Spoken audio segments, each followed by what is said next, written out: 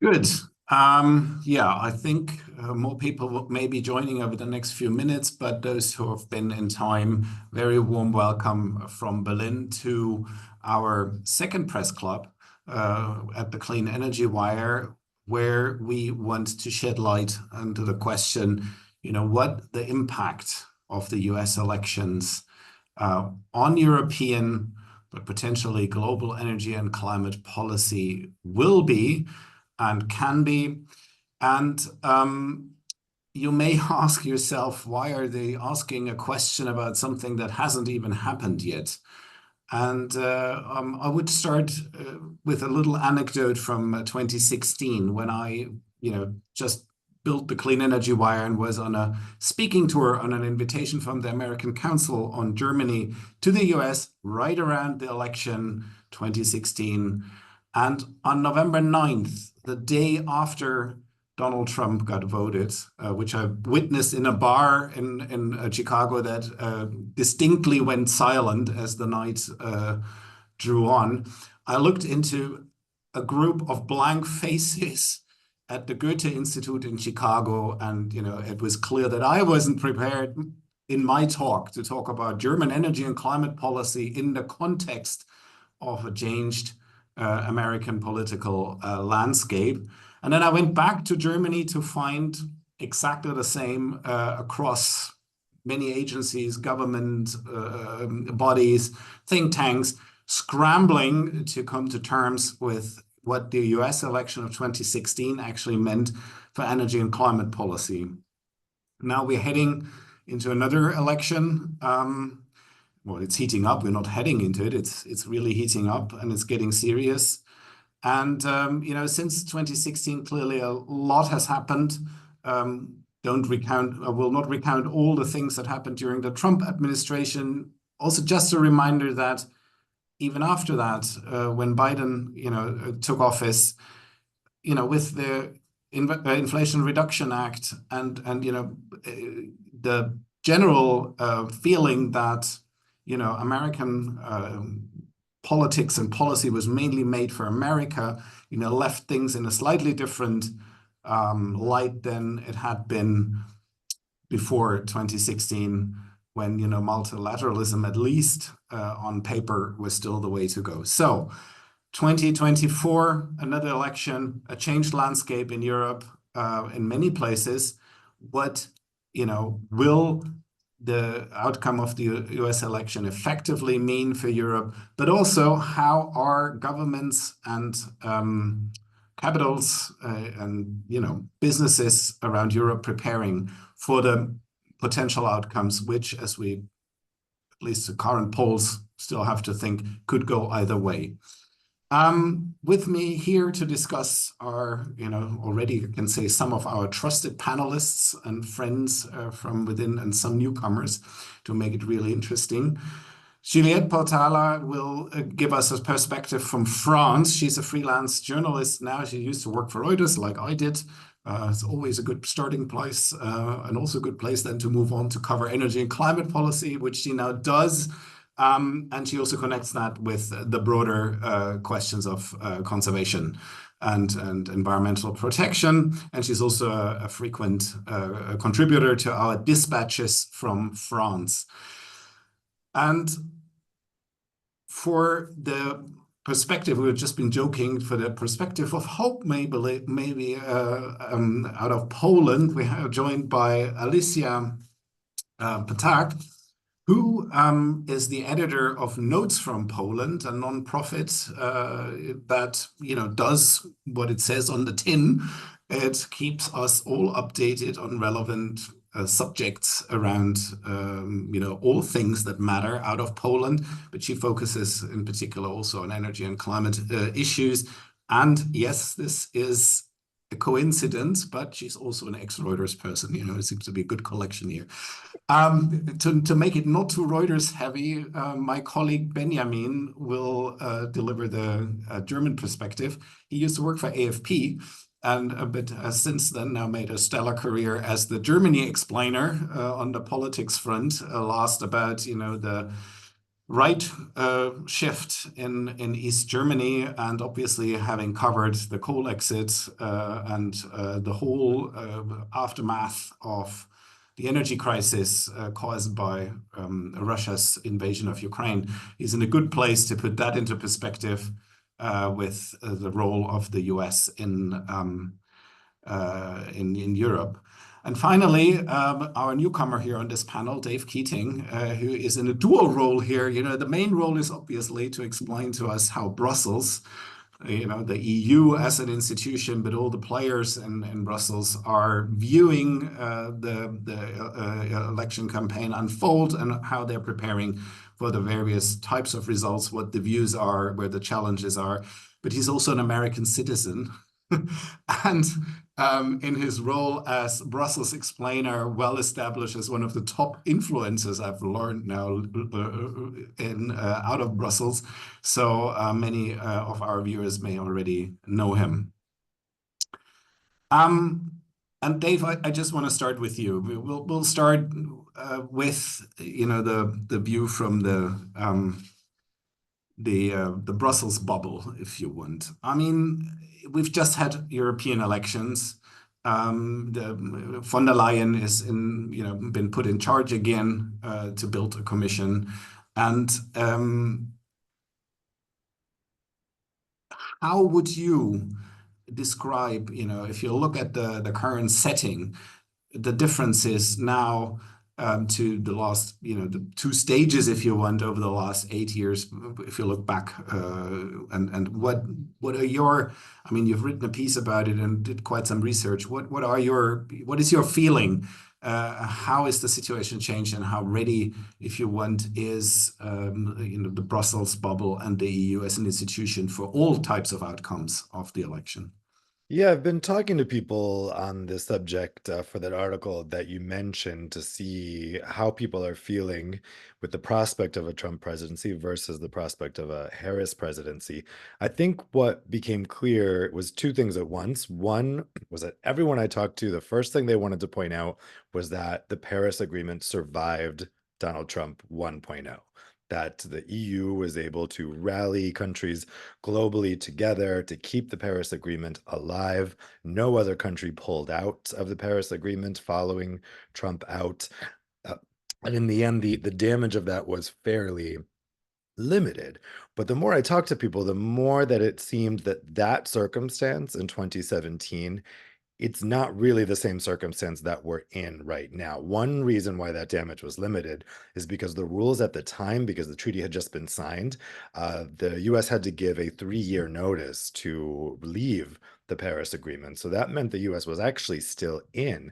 And what I heard from people who were there at those COPs during those years from 2017 to 2019 was that actually there were still people in the State Department that they could talk to. That, in fact, Trump didn't really take an intense interest in what happened to the Paris Agreement after he took the US out. It's just something that he pledged to do during his campaign. People tried to talk him out of it, including his daughter. They weren't successful. But then once he pulled out, he didn't really seem to be actively trying to get anyone else to leave, nor were there people in the administration doing that. What's changed probably this time, as many people have noted, for a second Trump term would not have the same guardrails as the first term. And already in Project 2025, they've made clear they're going to have a purge of the civil service, and that obviously includes the State Department, of people who are not Trump loyalists. So the fear is that this time around, first of all, the withdrawal would be immediate because the same rules aren't in effect, and that also you could have people in the US administration that are actively trying to undermine the Paris Agreement. The other thing that's changed, and this became clear with the results of the EU election in June, is that climate change is not the same political priority today as it was in 2017. If you look at the last EU election in 2019, climate change was rated as one of the top priorities of citizens, of voters. You have the Fridays for Future movements going on. You had a lot of public attention on the issue. At the time, 80% of people said climate was an important factor in their vote. That was down to less than half of people even saying it was an important issue in this past election in 2024. And you can see that change in focus. For instance, President von der Leyen at the European Commission really doesn't talk about the Green Deal much anymore. She's changed it, calling it the Clean Deal. The Green Deal as a title has been scrubbed from all of the portfolio titles from the people in her college that she's just nominated. The reason being that her own conservative center-right EPP group has really started going after the Green Deal. What remains, though, is that all the parts of the Green Deal are passed. The legislation is passed, and same thing with the IRA in the US. So legislatively, things are kind of protected, but the problem is in the big picture, and particularly with the Paris Agreement, it's quite uncertain. And just last point, I think that when I was talking to people, it became clear that people are not prepared because the prospect of Donald Trump taking power in the US is so frightening to people here that there is a sense of inertia. No one is preparing. And there is a feeling like, the world kind of falls apart in that instance. And if that happens, then no one's going to care about climate change. Because if we're looking at a scenario where the US is taking this severe turn to the right, enters into kind of dictatorship territory, perhaps a civil war, climate change is just not going to be people's main concern. And so the biggest sense I got when talking to people here is people are not willing to confront the very distinct 50-50 possibility that Donald Trump is going to take power again, and the second time will be much more serious than the first. Yeah, I mean, you opened the full range of scenarios straight away, no mincing your words. I mean, that's for sure. But one quick follow-up questions on the sort of the structures that you mentioned that were left in place, if you want, during the first Trump administration, have always been in place on a, let's say, the departmental level, the sort of expert levels and so on and so forth. Is your feeling from what you've seen and what you've heard that they are still, at least at this point in time, in place, and something that channels that are still trying, those involved are still trying to keep them going, or is that already a sort of, we don't know whether these people will be there, and we'll do business as usual for the time being, and then will everything, all bets are off. Yeah, I think the feeling is they don't know if those people will still be there. Those people don't know if they'll still be there. Certainly, the people I know in the State Department, this is their number one issue that they're thinking about right now, if they could bring themselves to serve in such an administration, but also that they might just be let go in this purge. And when we're looking at things like the TTC, these bilateral talks between the US and the EU on trying to resolve some of those trade disputes, particularly the clean technology trade disputes that had occurred during the Trump presidency. I think you're right now we're on a business as usual scenario, but just nobody knows what the next day brings if Trump comes to power. And so I think the only thing people can do now is just continue on as if Kamala Harris is going to win, because there is no plan for if Donald Trump wins. Interesting, and raises indeed a number of questions, in particular when it comes to sort of like the subnational levels of interactions, and also the business side of things. You mentioned the trade disputes, which have not gone away or have intensified actually over the last 4 years, for all the good the IRA may have done for the American drive to clean up the industry, and built a stronger base for climate action. Alicia, I mean, I want to turn to you because Poland is known for having very special ties to the United States historically, but also there was always the feeling, at least with the last government, that they were quite apt to sort of navigate ways with the United States. What if you look at it now? You have now a centrist government, if I may call it that, from a German perspective.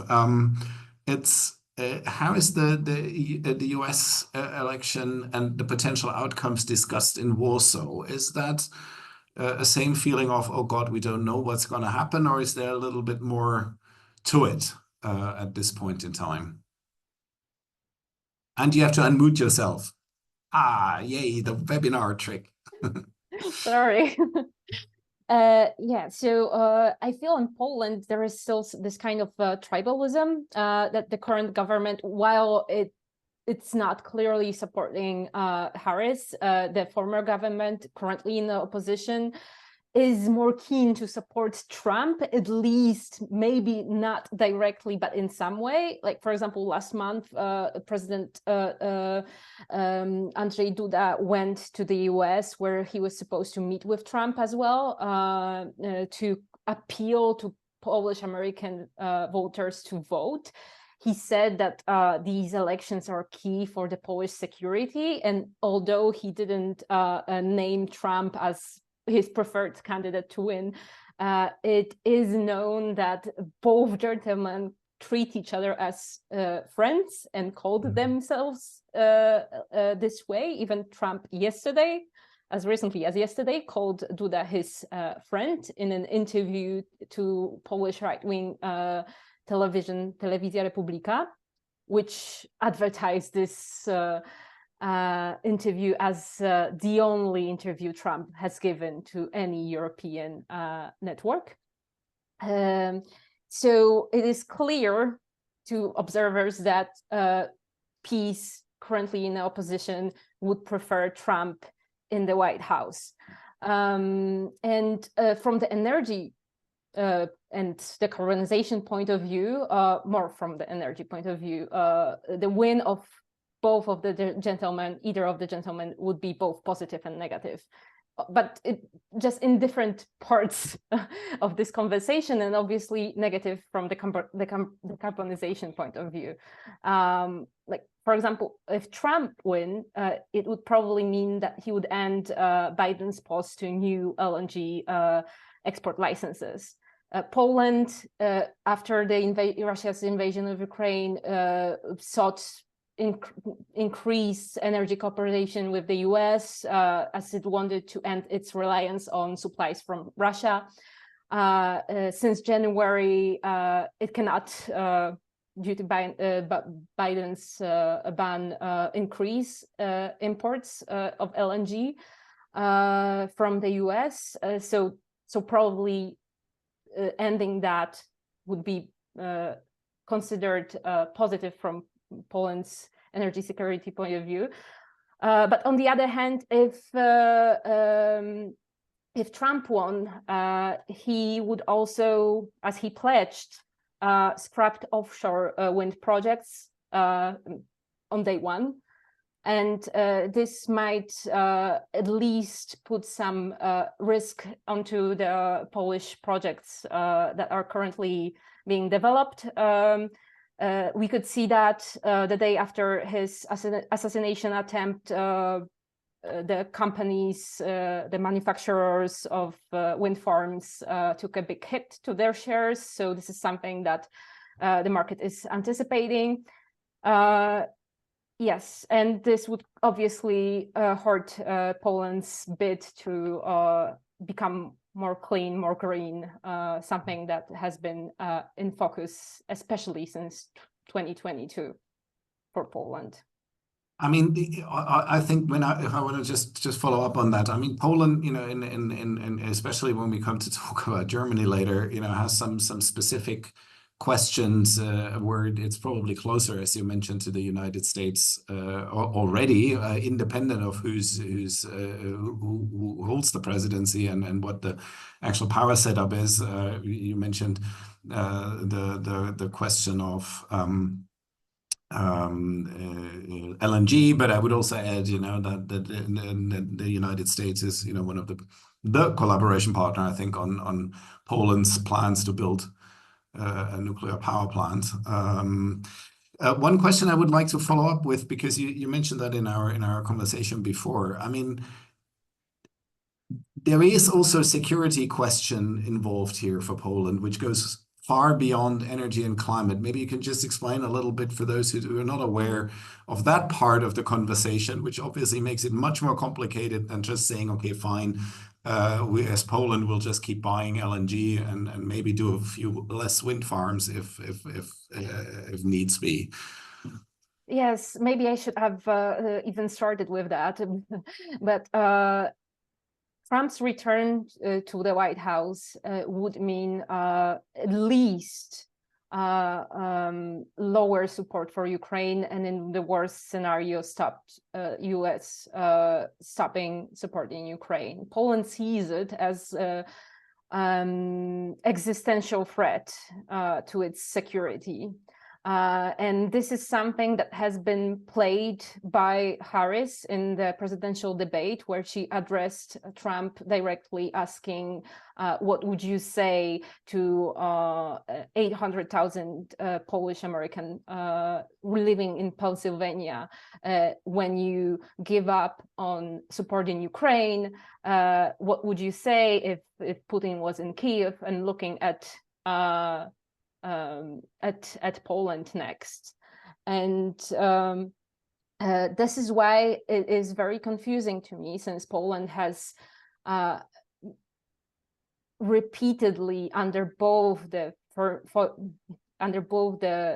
previous peace government and current Tusk's government underlined how the question of supporting Ukraine, this is something that both of the governments, despite their differences, agreed upon, that support of Ukraine is in Poland's highest interest. That is why it's quite difficult for me to understand the kind of support that Trump receives from the Polish right, which has also many times underlined the importance of supporting Ukraine to Poland's security. Trump brushes off these questions. He simply says that if he was in power, this war would end within a day, which Harris plays off as, yes, it would end because you would give up Ukraine. So this is a question that remains. Yeah, I mean, it's an important reminder that in this whole discussion, who's prepared for what in terms of energy and climate policy, the wider geopolitical sort of situation and is also different than 8 years ago, with potentially very challenging dilemma for all countries involved in Europe. Juliette, another country that just had an election, one that we, in all fairness, could have called a surprise and snap election. I mean, obviously, there's a lot to be discussed about what's actually going on in France right now, and maybe you can shed some light on that as well. But also under the auspices and the question, where does that actually leave one of the key players of the European Union when it comes to reacting or not to what might be the outcome of the United States election in November? It's certainly not a quiet time in French politics, or maybe it is because everybody's given up on it. I don't know.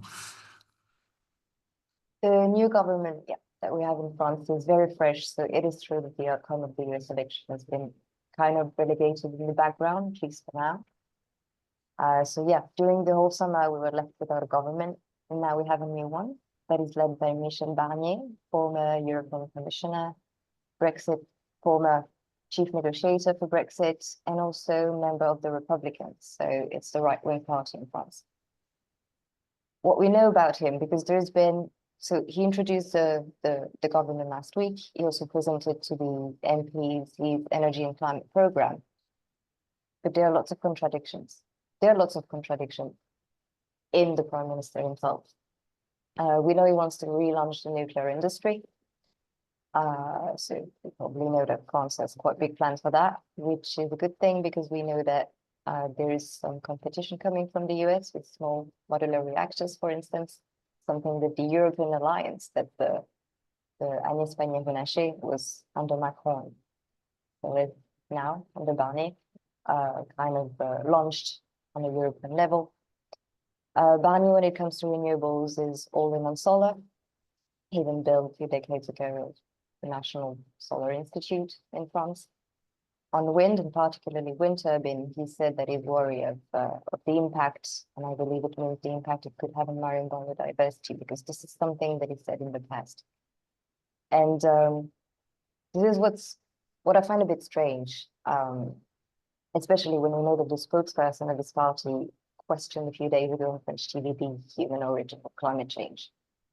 But at the time, Michel Barnier, he kind of looked like a true ecologist. Like, he even wrote a couple of books on climate change, giving some sort of ultimatums to government that he thought were not moving fast enough to fight the climate crisis.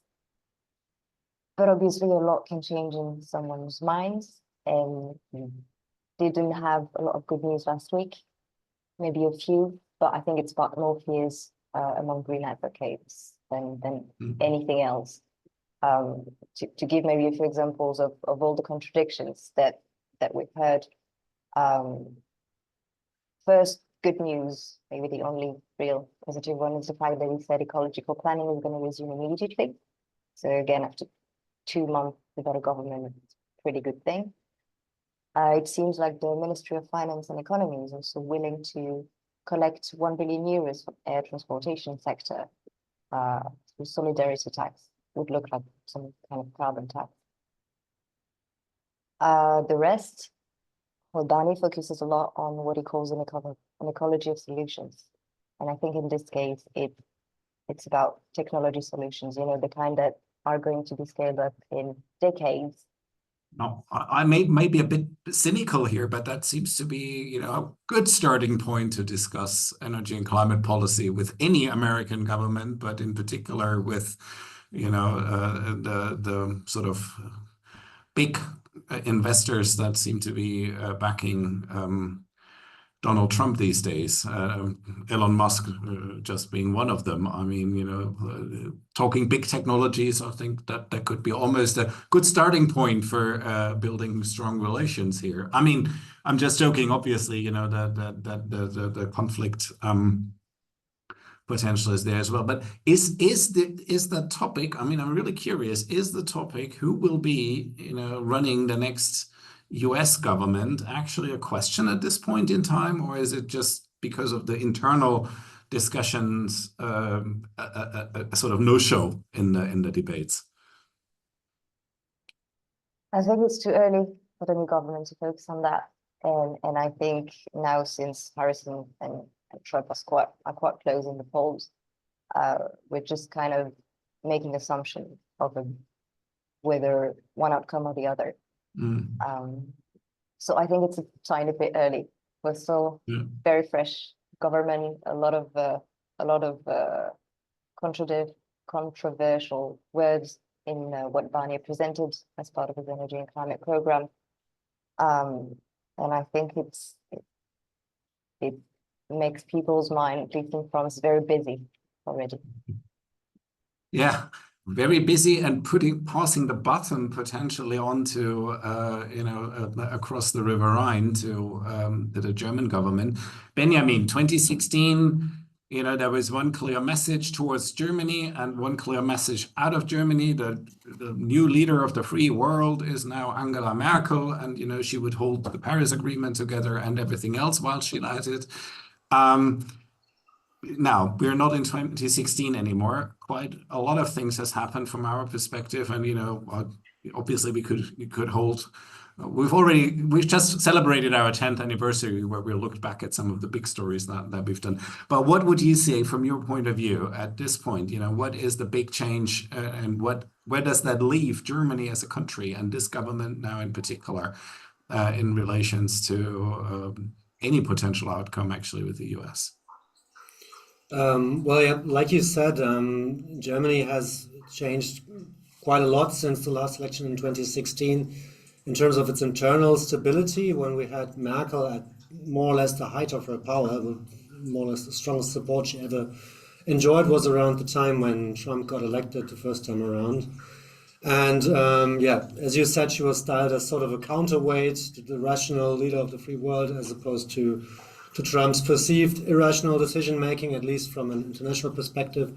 So she's not around anymore, and we have a considerably weaker government than we had at the time And as you mentioned when we started, it's not even clear whether Scholz's coalition will make it for the whole year that is left to it, according to the election schedule at least. So yeah, whatever the outcome in the US, it will be met by a much, well, structurally weaker Germany. And that same goes for any potentially newly elected government in Germany, which right now, as the polls go, would probably be led by the conservatives under Friedrich Merz, who, compared to Merkel at the time, also would have to still prove to the public and to stakeholders in industry and everywhere that he is, well, a worthy replacement for the current government, which he styles himself to be. So I don't think that Germany would be in the same position as it perhaps was at the time to sort of cushion the impact in terms of the, well, the impact in terms of stability that it had on the international stage and also in Europe. So you see the two biggest countries in the EU currently dealing a lot with internal problems, Poland being the outlier somewhat at the moment, having from my perspective at least, a stable situation right now. So the same cannot be said of Warsaw and of Berlin and probably also Paris. So yeah, that to me is probably the biggest difference. Content-wise, definitely, we've already mentioned it, the Russian invasion of Ukraine has dramatically changed the energy landscape across Europe and in particular for Germany. And yeah, somewhat ironically, it is what happened was exactly what Donald Trump predicted in, I don't know, 2018, 19, in front of the UN Council when he, I don't know, what it was his relations with Vladimir Putin are, whether there was any agreement on this between those two, but he warned specifically that Germany is too dependent on Russian energy and that it runs the risk of heading into big trouble if it doesn't change that, preferably by buying US LNG, which the German government at the time more or less or literally laughed at. There's a famous or infamous clip circulating right now from the German foreign minister at the time, literally laughing while Trump was saying that at the UN Council, and then it happened.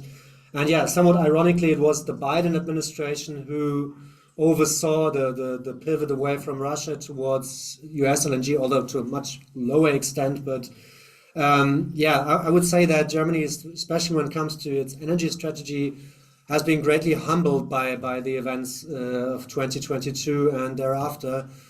So irrespective of who will be leading the German government next year, I don't think that you will see a lot of posturing against any positioning from the US, as you maybe did in 2016 or 17.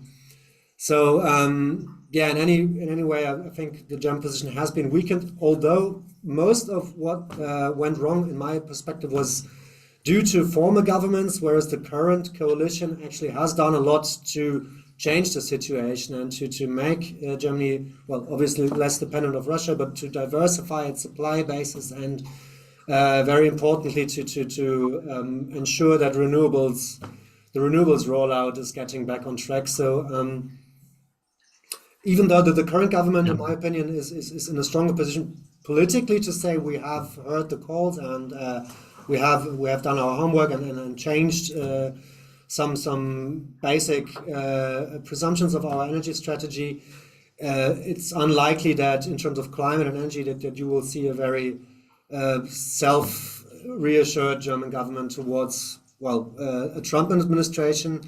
If Harris comes in, I don't know if we should go the whole length right now, but of course, you would have a different situation, but as we can see... one question, Benjamin, one question that I never thought about asking, actually, now that you describe it. And yesterday, interestingly, we had a call with, New York University event where, the question of LNG and the dependency on LNG and potential now overcapacities in Germany came up. It almost brings me to the question whether, we've just now switched one dependency here for another one, but that's a different question, which we're not going to discuss here. That's something for the gas experts. One thing I want to point out, because I find that quite interesting, I went to the Berlin climate security conference this morning for the introduction round, and a few chats with the people there. That's this community that looks into climate change as a international security risk, militarily, but also from the sort of intelligence side. And one of the things that I heard was that, a lot of the structures here, at least in Germany, on a subnational level, are already being sort of boosted for just in case, that they were established. I mean, they were long established on the state levels, but, they were clearly,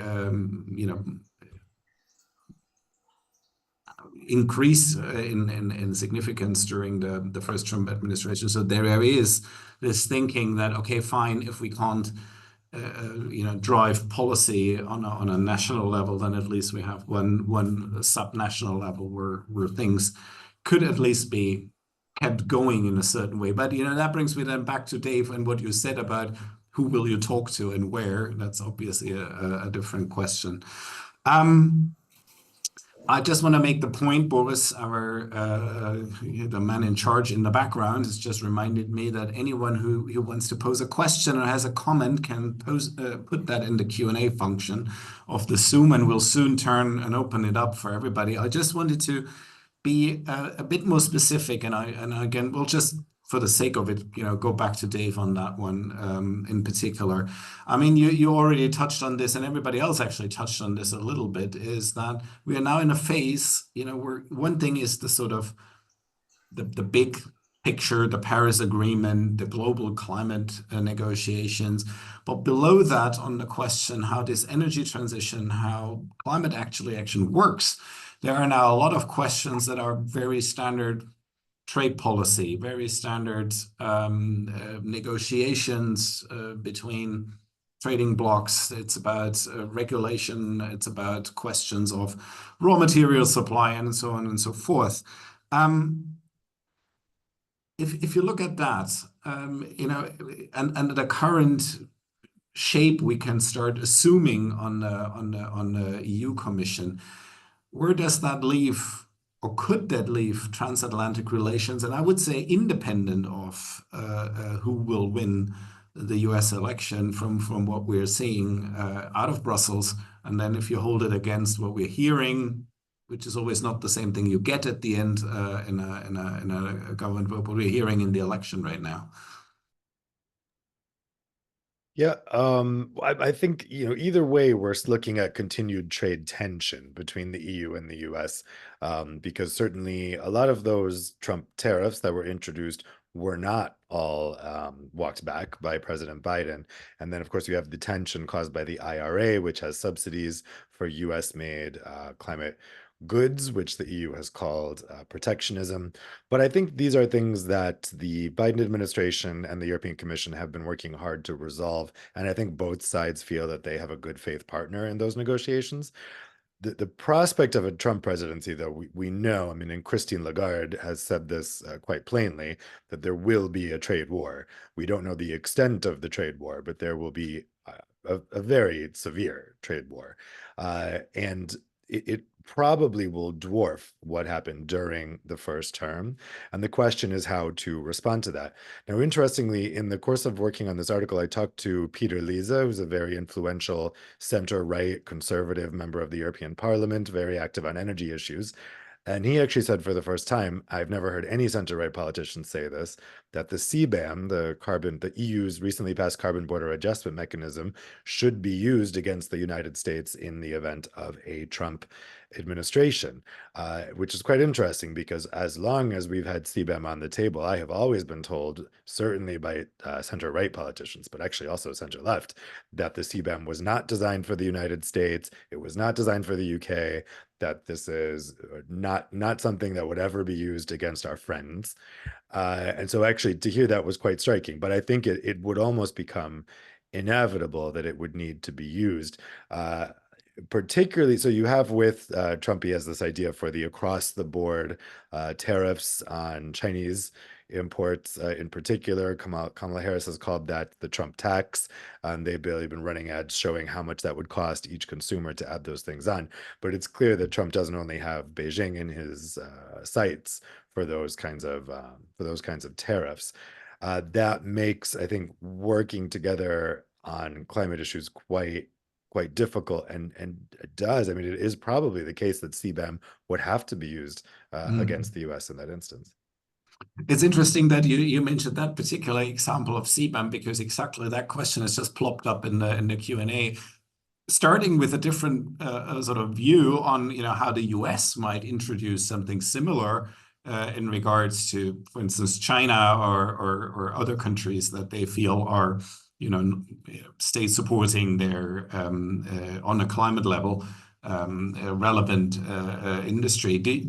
I mean, now I'm asking the US citizen more than the Brussels correspondent. Do you see this as a realistic scenario, even that we go into a sort of tit for tat, but not just between Europe and the US, but while we're at it, we're building up proper climate related protectionist structures?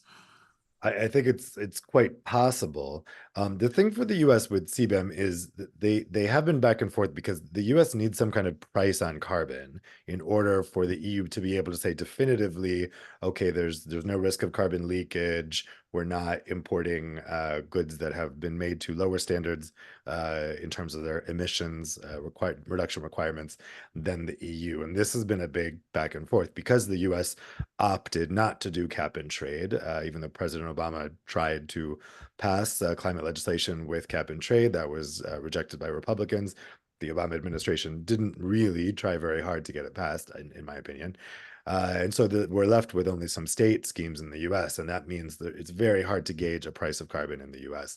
And so, but also because of that, it would be very, very difficult for the US to establish like a US CBAM, because if they have no cap and trade, if they have no price on carbon, I don't know how the US would be able to demonstrate people not, other countries not meeting the same standards. But yeah, to your point, I think actually that if you just had this going on, I mean, the thing is, if this is going on between the US under the Trump administration and the EU, for sure, the US is doing that to everyone. Does that then put us into an entirely protectionist world where the EU is much more ready to apply tariffs on China and Japan, and et cetera? I think that's already happening, and I think probably a Trump administration accelerates that. Yeah, that's a very important point. I mean, just today, I mean, sorry, but Juliette, I have to ask you that how badly France feels now hit by the retaliation tariff the Chinese have now lumbered on brandy, cognac, in response to the EU's decision to put tariffs on. I don't want to belittle this because we can see how such a spiral can start building, but I have to say I had a very smile on my face when I saw the news that this is the first response by China on the EV tariffs out of Brussels is we put a tariff on French cognac. Or more explicitly, I mean, the French government has long been, more on the supporting side, let's say, for measures that shields the EU from competition, let's say. So, is there any feeling under this new government? I mean, I have to add the question, is there any sense what Emmanuel Macron might actually want to push for in his remaining 2 years, I think, that we're waiting for on this front when we're talking about real confrontational trade policy on relevant technologies for the energy transition and for climate action ultimately? Well, Macron actually recently said that since US and China were not respecting the rules of the World Trade Organization, Europe shouldn't either. So he asked for simplification of regulations, more investment, for more protectionism in the name of competitiveness. The more protectionism, it's the kind of approach that the US already has. So there's probably going to be some sort of rivalry over investments in the coming months between the two countries. On the other side, Macron was, if I'm not mistaken, kind of one of the few European leaders that actually had some kind of close relationship with Trump. Does not mean that they were getting along, nor does Macron had some kind of influence over Trump, but at least they could discuss if there is such thing as discussing with Trump. So this is something that Macron might try to leverage again, because I think that at some point, if Trump gets elected, every European ally is going to kind of try to cut its own deal with the new US administration. Now, if Harris gets elected, it's probably going to be a problem with energy, because we know that there's going to be a continuation of the US Inflation Reduction Act. And at the time, I think it was Macron, maybe spokesperson for his government, that had said that the IRA was super aggressive towards French companies. So on one hand, I mean, this is a good thing, because it means that it could kind of push France and Europe as a whole to level up and maybe do better than the Net Zero Industry Act that was seen at the time as a response to the IRA. And that's also why I think we're seeing, again, it's in the protectionist approach, that in the same direction that Macron wants to take. France is making efforts towards bringing the energy transition home of some sort. We've seen it, for instance, I think it was last year, the opening of a gigafactory to produce batteries for electric vehicles domestically.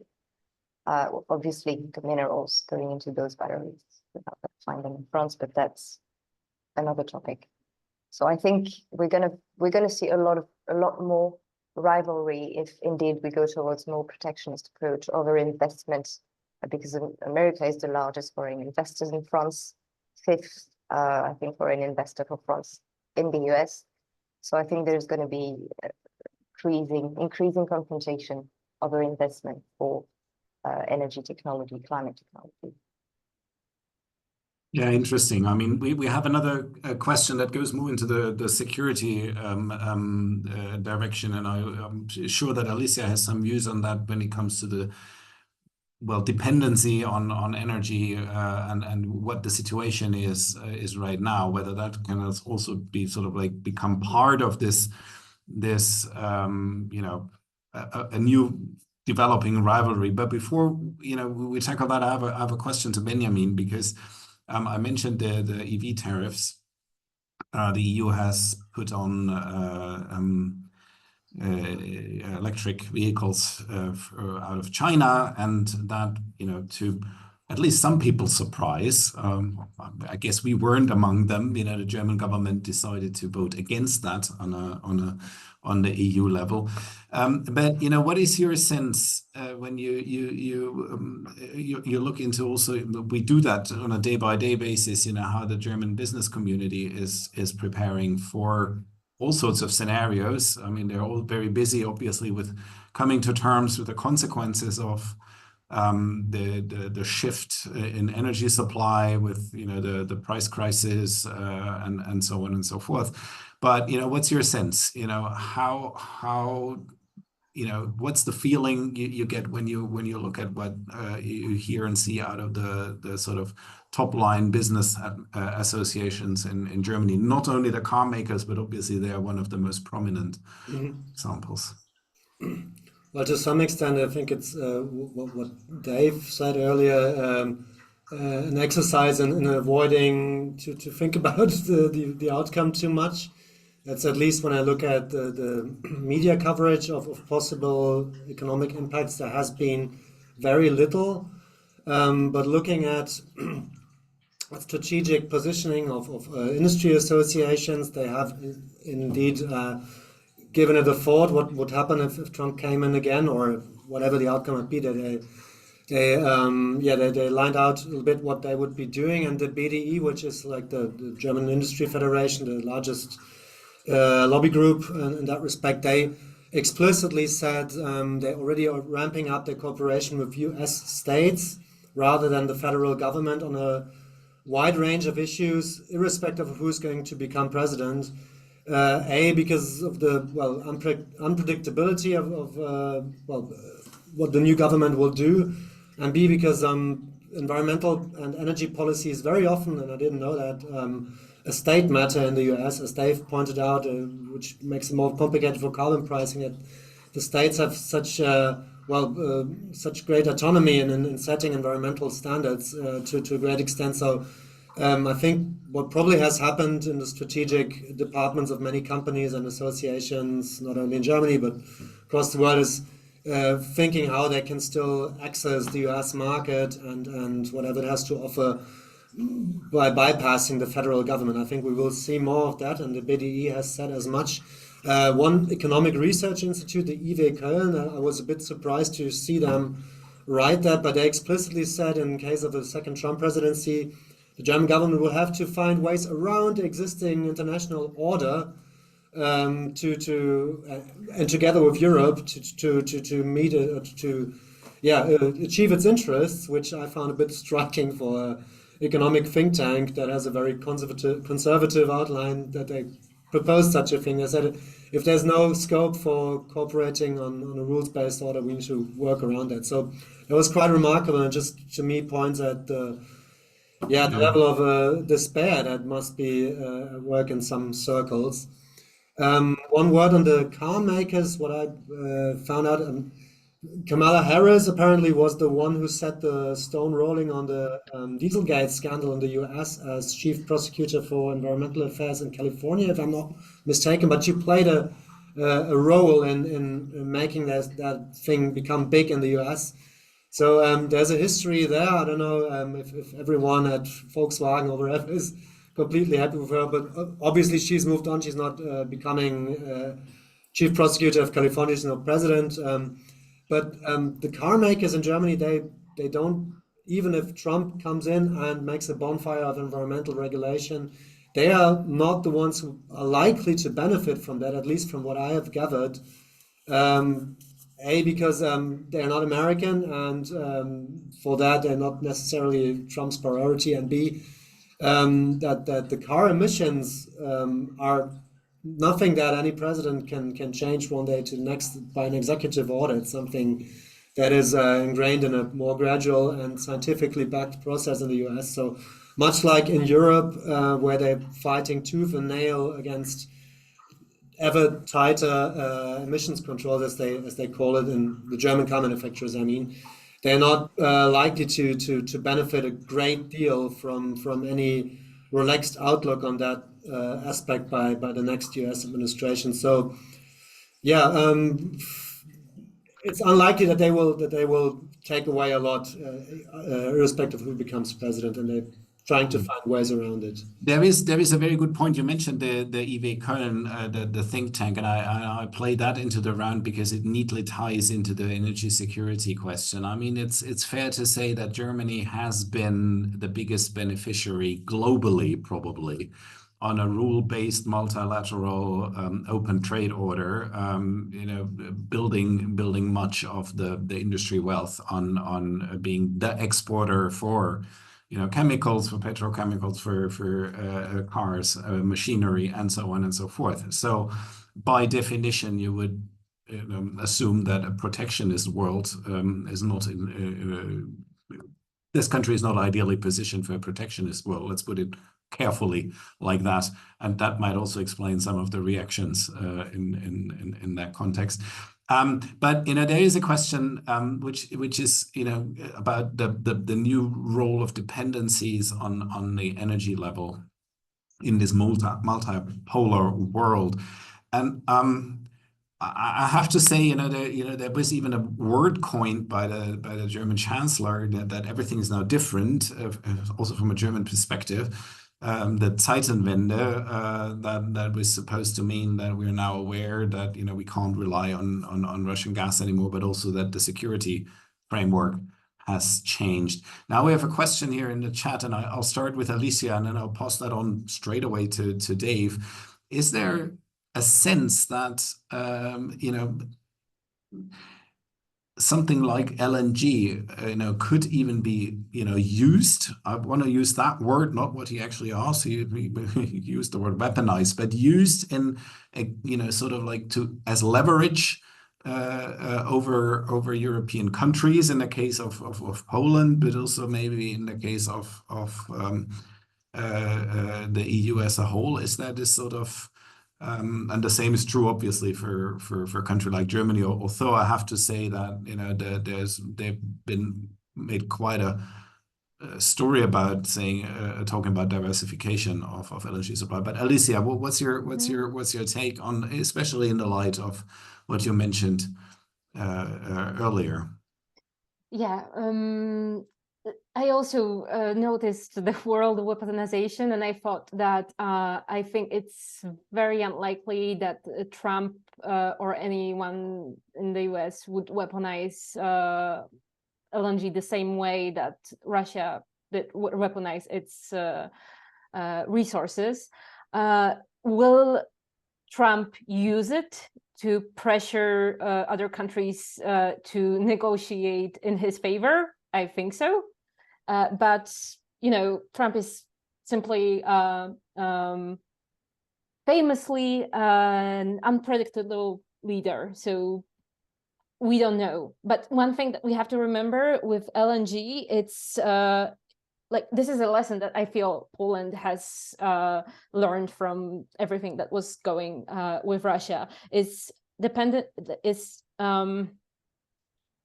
first of all, you have to you have to diversify your sources, and you can see it. For example, when you look at where Poland is getting its LNG, most is coming to the Świnoujście terminal from the US, but just a little less is coming from Qatar. So it's almost 50-50. And with LNG, it's easier to turn to other suppliers from one day to another, rather than when you're getting your gas through a pipeline that took years and years to build, and millions or billions even to construct. So I don't think that Trump, even if he wanted to use LNG as a harder way to negotiate, he wouldn't have as much impact as Putin had, for example, on Germany in the past with the gas supplies via pipelines. Yeah. Yeah, I mean we're not comparing and the intentions of various leaders, but the question how well prepared countries are to deal with all sorts of outcomes at the negotiation table is as valid as that's why I don't like the word weaponized, to be honest, because a lot of people would say, well, this is international negotiations in that case when it's just brought as one of the elements of a talk. Dave, is that even an issue from what you're hearing? We're going down some very dire paths now. I think we need to be a bit careful from the distance although I think the most dire comments are always coming from friends from the US who are not in the US at the moment. So maybe we have to take that into account. But what's your view when you look at the specific question of energy security? And it has been already by the last von der Leyen Commission been put right at the top of the priority list. Is that now stable enough to also withstand, let's say, some sort of shakier situation after a US election? Well, I remember I wrote about this for Energy Monitor when Biden was here in Brussels and him and von der Leyen announced their deal on LNG, and there was all this flurry of LNG infrastructure investment at port facilities and new pipelines, that there was a risk there that you would just be replacing one dependency for another. I think Alicia's absolutely right that it is harder to become dependent on LNG than it is on pipeline gas, because the pipelines that were coming from Russia only came from Russia, right? You can't just pick up the pipeline and put it coming from somewhere else, whereas LNG you can change. And I will say, in the way the new LNG deals have been struck, it isn't all the US, but it is predominantly the US. So there's a potential there for some brinksmanship, let's say. Look, in terms of the intention or the possibilities, I don't doubt that a Trump administration would be tempted to weaponize LNG imports to the United States. I think Europe really needs to start thinking about a very different United States in the future that is no longer an ally and could even be an enemy. You just have to be prepared for that as an eventuality. Otherwise, you would lock yourselves into, again, and just replacing one dependency for another, only on this belief that the United States will always be there, the United States will always be a friend. It seems to me, given certain circumstances, that would be a naive attitude. However, yes, with the LNG, could Europe quickly pivot if it was needed? Yes. And also, that also means that the US would be less able to weaponize LNG in the same way that Putin was able to. So I would say just the practicalities make it unlikely, but intent-wise, I would imagine from a new administration, if they wanted to do it, they would do it. Yeah, I mean, our network member Michael Buxbaum has just added to that, to your sort of scenario you open and readying, Europe for all eventualities, an even more dire prediction of outright turmoil. I mean, you used the word. It's really interesting that the only people I've ever heard, using the word civil war are Americans saying that, which is I find always a very discomforting where I sit. But again, we're not there, and we've seen what happened on January 6th in 2021. So I don't want to belittle that, but it's clearly one of the sort of it's a sign that the question is out there. Let's put it that way. That we're even in a situation that we get questions like that and discuss this with an open mind. I would like to sort of we've touched now on, and I don't see any further new questions unless Boris sends me one. Oh, a general one on the rules. On the rules-based order. Yeah, that is a very good one. We'll do a very quick round probably on that one, because that was actually the question at the Berlin Climate Security Conference this morning. They had a sort of, when you entered, you had one last question to answer, sort of like put in what are the three words you think of when you hear multilateralism, and I put in a concept under threat. Maybe I'm too pessimistic here, but it is a fair point that with the EU, just having not only introduced CBAM, we're having now the tariffs on EVs. The question really is that sort of concept that was governing, whether it was ever fully true or not is a different question, but governed much of the trade relations over the last decades, that free trade is good and it needs to be rule based on the WTO rules. Is that out of the window ultimately, and does that also have repercussions then on other rule based ideas like the Paris Agreement? What is your take on that? Any volunteer to go first on the rules-based system, Benjamin? Yeah, I would be happy to go first. I mean, from a European perspective, I would think, like, speaking as a German and European right now, it would be very weird for Europe not to defend multilateralism, because that's what it consists of. I mean, it is an entity. The EU is an entity that consists of several national states that have to find a way to work together.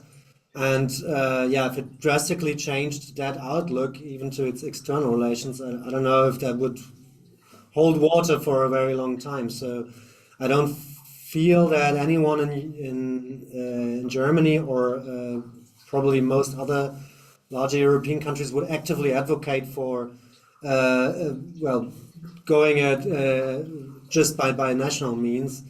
So yeah, the question is rather, what would a Trump presidency, how much could it embolden populist forces in European countries? Thinking of the AfD as a German, if people like that then get an invitation to sit at the White House, it would just boost their standing so dramatically that I fear for European cohesion. So right now, unless something dramatic happens in Europe, which can never be ruled out, of course, I don't feel like that Europe would be reciprocating by also posturing as a nationalist entity. It would rather try to reach out to China more as it did under the first Trump presidency. But yeah, the internal dynamics that can be set free by a second Trump presidency, that in other countries they are, well, something else altogether. So right now I'm optimistic, but that can change. I mean, that you're raising a good point, which, you don't have to go down all the dark alleys, but when we talk about energy and climate policy in Europe in general, the question really is, if, let's say, others move more slowly or differently, what is the spillover, independent of protectionism or the international order, but just by, let's say, well, if there is not a dynamic into that direction, we slow our horses here as well. And that's, I mean, when you work in this arena long enough, the famous, yeah, but what about China? When it comes to taking climate action is already a sort of, it's almost proverbial as a sort of line to do nothing. Add to that then the line, yeah, but what about the US? Then you're running out of arguments on that front slowly. It's sort of like everybody has to do its share, which is fine as long as there are enough everybody's. It becomes harder, obviously, when the big blocks fall out. I mean, Alicia, you mentioned that already. As I don't see another question, I'll just follow up with you on that. That you do see a risk that the sort of plans that the Polish government has sort of like laid out in order to tackle emissions and to build a more renewable-based electricity system might suffer. How is your again, given the close ties that Poland and the US traditionally have, how can I say that? How strongly you think could be an sort of more cultural influence be, in the sense that, okay, we as Polish society, decide that if the US doesn't move, we don't move on climate. Is that something that is realistic, or is the topic of climate action and the energy transition now rooted well enough in Polish politics and the society that it can withstand that? It's a very difficult question to answer, but it's an essential one, I would say. Poland, I feel, is still, as I said, regarding the support of one or the other candidate in these elections, quite tribal. And this tribalism also spills to the energy views of both sides. So Poland for long under the PiS government has presented coal as a base of the security for Polish economy, for Polish energy. We have found out since the war in Ukraine that it is in fact not a source of the security for Poland. And despite PiS government taking steps to diversify and make the energy mix, Poland's energy mix, more green, this kind of rhetoric state. But what is interesting to me is, despite the right-wing politicians using this rhetoric, kind of like Polish energy is coal, but one hand they use this rhetoric, and with the other hand they started to make the energy more green, and they started quite a few investments that are right now being carried out by the next government. So Poland's first offshore farm started under PiS. Poland's first nuclear power has received a green light, and and the localization for it was chosen under PiS.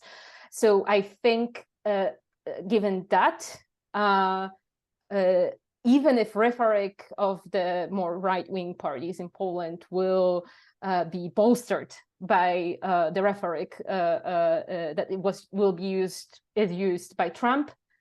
I don't think it will necessarily mean that the changes that were already started will stop.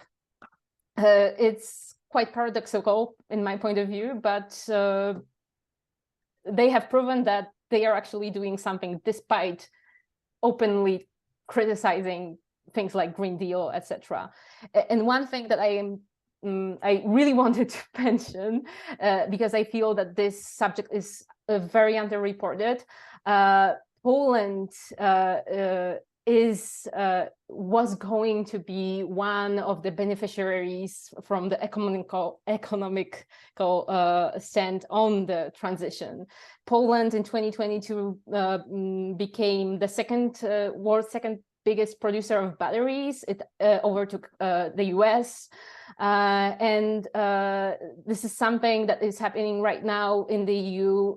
We are wondering how to count the carbon footprint of those batteries produced. And France reportedly suggested that it should be based on the energy mix. And the ironic thing is that Poland stood to gain a lot from producing batteries, and right now this, because of its previous historic reliance on coal, they tend not to profit. Poland tends not to profit as much, and so we see also this protectionism within the EU itself.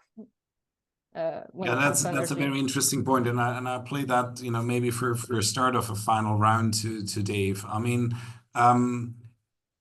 if you look at the new EU Commission outline that we're now seeing, and clearly there's a relabeling of anything that is related to the energy transition. It's now, as you said, the clean economy. It's a clean transition, and it's under the frame of security and industry policy and all that. But you know, when you look at and yeah, it has something. Probably it is related to the question of what the outcome of the US election is. But if you were to take a step back and say, okay, in general terms, where does this new emerging, you know, world order that may not even be so dependent on the outcome of the US election alone, where does that leave Europe, and how is Europe gearing up for that? What would your assessment be at this point in time? I mean, obviously the commission is not in place yet, but you know, how do you view that? Well, I mean, this was obviously the big focus of the Draghi report that was handed over to the Commission, which made a lot of these warnings. I think one lesson from the report was that the EU can't be the only one left in the world following the rules-based order, because the rules-based order, the rules have to be for everyone or they're for no one. And there is increasingly signs that the EU is kind of going to be the last one holding the bag here, particularly depending on the result of the US election. And I think that for the EU side, there would have to be a very, very quick assessment, not just on climate, but on all issues. Okay, if we are entering trade war territory, then we need to drop the rules. I mean, in terms of competition, this has been a big focus of Emmanuel Macron wanting to create European champions, thinking that the EU is too wedded to very, very strict competition rules that have hindered European companies being able to combine and become giants, whereas US companies are not being constrained in that way, and certainly Chinese companies are, of course, not being constrained in that way. So I think that's basically the situation the EU finds itself in. It was set up in the post-war period as a rules-based system. It's not a country, it's not a nation, but it is a federal entity. It functions as a country in a lot of ways. And it is one single economy. It's one single market. And it's going to find itself in a very awkward, weird place here if the whole rules-based order is dropped, particularly by its architect, the United States. Where does that leave the EU as something that was set up around that rules-based order? Can the EU find a new raison d'etre that's not just about economic liberalism, that is something beyond that? And if it can't, does the loss of the the rules-based order globally threaten the very existence of the EU, I think actually that's a question that the EU is going to have to confront no matter who wins in November. Yeah, that is a very good point. I mean, that you could argue, and some people have argued that obviously, you know, the EU has been particularly good and well functioning if the pressures, you know, grew. The famous line, you know, each needs a crisis to take the next step, and so on and so on and so forth. So, I mean, that is obviously a good question whether that could galvanize the EU as an institution, not as an institution, but as a sort of group of nations rather than adding a split. Benjamin, you already mentioned, and I'll then, you know, we'll ask this as a final question. You mentioned the concerns clearly of, you know, the example of whatever happens in the US being used then here as a yeah, sort of motive for any type of populism to you know, basically get down the nationalist route. Now, if you were, and I'll give a last call to the group in front of the screens. We're all in front of the screen. Stupid line here. To our participants, if they have any further questions or comments, even on what you've heard, please feel free to send them in the chat. Otherwise, I'll open a final round that nobody was prepared for, and that always makes it particularly interesting. So you don't have to be scared. I mean, this is now one where you can feel free to bring in your hopes and views at full-fledged, because nobody's going to happen. Nobody knows what we'll have on November 6th today, and so you can let your imagination go free. But what if you were, from where you stand today, and Benjamin, I'll start with you. What's the story you think you will be researching? And don't say what the impact is of the outcome of the US election. What is the story you think is most likely needs researching on November 6th, and the one that you would be chasing? You mean, irrespective of the outcome, what the number one story would be? Okay. No. I'll Okay, now well, leave it to you to make that outcome and decide, you know, what the storyline or the story worth researching yeah. is. Well, actually, I would ideally it would be something that is irrespective of the outcome. It would be how can Europe avoid to be at the position that it is in right now in 4 years' time, in 2028. It cannot be, and this is the second time this is happening, that we sit here in Warsaw, Berlin, Paris, and Brussels, biting our nails about the outcome of the US election. There needs to be a way to become more independent in a wide range of strategic fields, security, of course, being probably number one of them, with energy and climate following closely thereafter. So I think kicking off a debate, and the Draghi report did as much probably, but kicking off a debate how we can avoid feeling so vulnerable to the whim of US voters is definitely something that Europe needs to seriously talk about, and not just talking about it, but really do it and implement some of the ways. What Dave was saying, I think it's important. Maybe the US will not become our enemy, but hopefully, and this is never going to happen, but thinking of them as just happy sandbox friends is probably a weird thing to do anyways. So it is that's a very nice image, and almost a closing word, but I won't leave it at that. I won't leave Alicia and Juliet and Dave off the hook here. Okay. What's the story? My final sentence: we need to avoid being in the same situation, the same anxious situation in 4 years' time. That's the story I would get right on working on November 6th. Good. That's almost a plea to all of us rather than a story. Alicia, what do you think? What's the story out of Warsaw on November 6th? Do I have to choose who I think will win?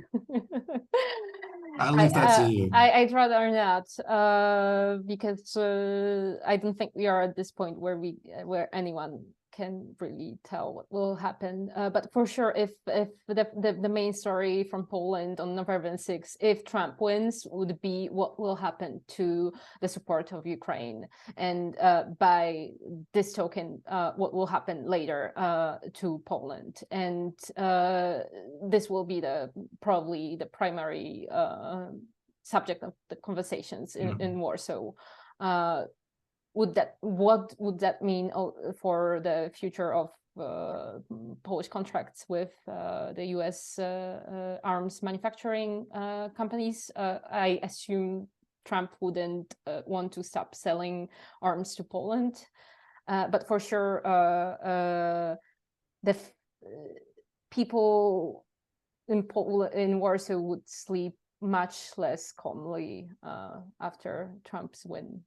I assume. Okay, I'll send that as a message to the Polish descendant voters in the US probably. Yeah, it's an interesting point you're making. Thank you. There was just another point in the chat actually that goes into the direction you mentioned, which is probably a bit, another sort of like massive question about the US role in NATO and the readiness to defend any country and get stuck in versus Russia.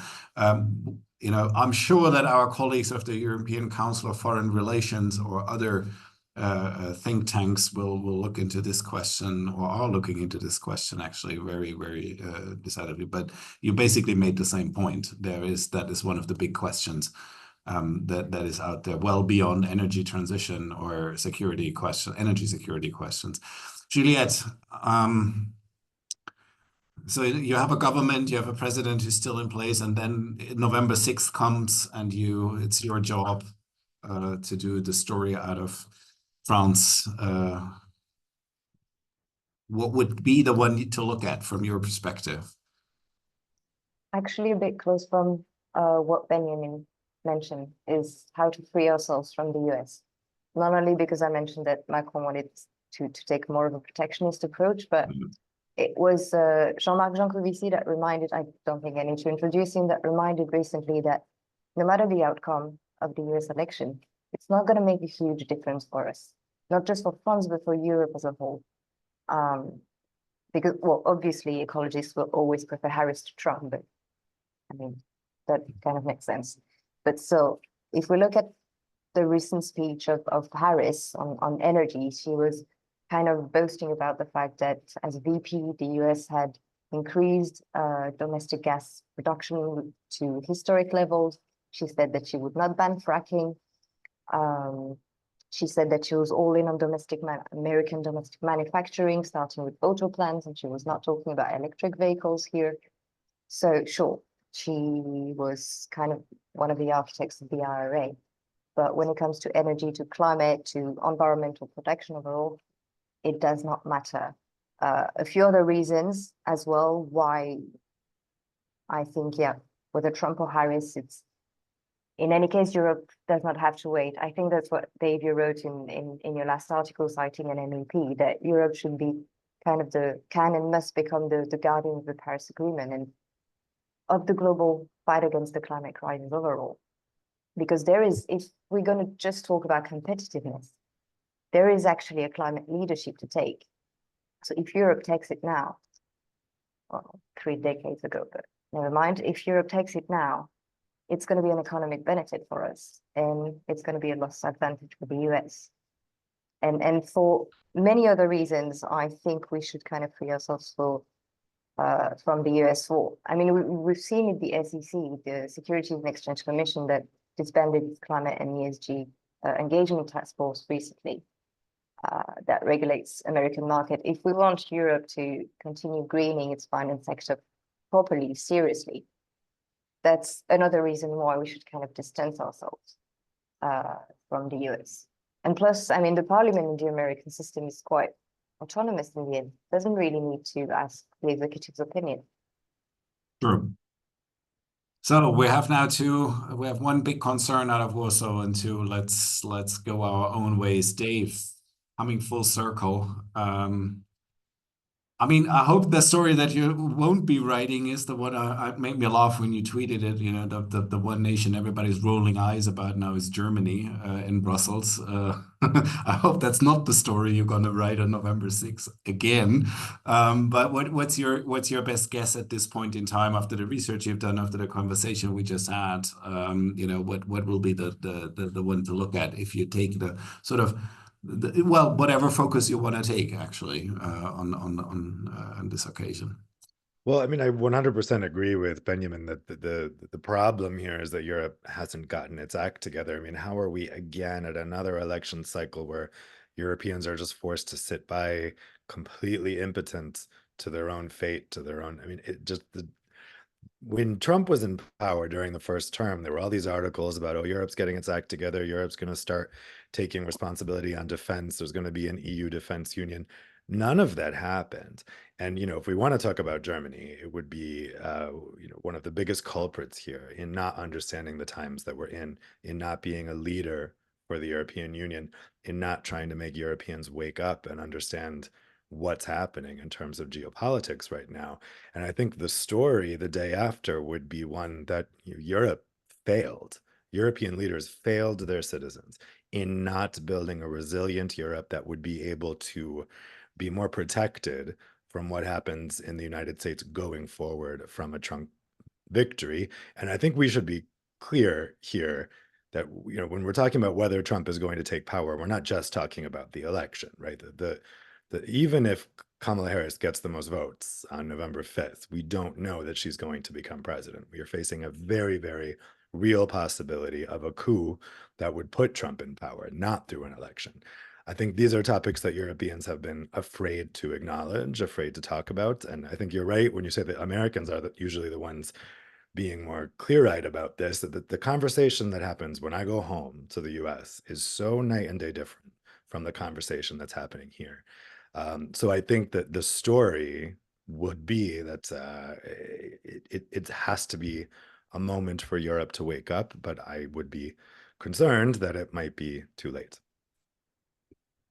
Wow. Okay. Usually I'm all in for a sort of positive note, but frankly, I have to say, I have to, on all the points that I've made, I think it reflects a lot of conversations I had over the last few months, actually, in various contexts, also about the famous Zeitenwende and how it simply hasn't happened, especially when it comes to security concerns.